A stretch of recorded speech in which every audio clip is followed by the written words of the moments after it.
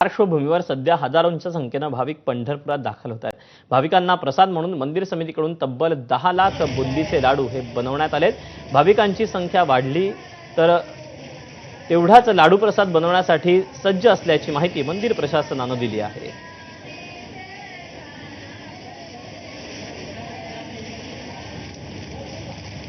कार्तिकी यात्रेसाठी देशभरातून येणाऱ्या भाविकांना लाडू प्रसाद बनवायचं काम सध्या सुरू झालेलं आहे। मोठ्या प्रमाणात इथं लाडू बनवले जात आहेत। जवळजवळ 8 ते 10 लाख लाडू कार्तिकी यात्रेसाठी येणाऱ्या भाविकांना प्रसाद म्हणून द्यायची तयारी मंदिर समितीने केलेली आहे। आणि ज्या पद्धतीने ह्या सगळ्या महिला आहेत ते देवाच्या नावाचे अभंग पारंपरिक गाणी म्हणत हे लाडू बनवायचं काम करीत आहेत। मंदिर समितीचं जे नियोजन आहे त्याच्यानुसार 8 ते 10 लाख बुंदीचे लाडू आणि 1 लाख राजगिऱ्याचे लाडू बनवण्याचं नियोजन आहे। आपण पाहता या ठिकाणी अतिशय भक्तिमय वातावरणात लाडू बनवण्याचं काम सुरू आहे आणि याच्यामध्ये जे घटक वापरले जातात ते सुद्धा अतिशय चांगल्या प्रतीचे आणि अन्न औषध प्रशासनाकडून पूर्ण तपासण्या करूनच आपण या ठिकाणी लाडू प्रसाद बनवत आहोत।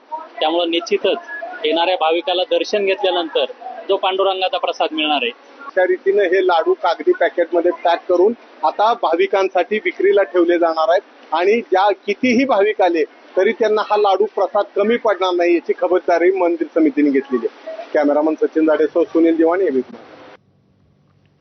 आणि या बातम्यांसोबत बुलेटिनमध्ये वेळ झाली।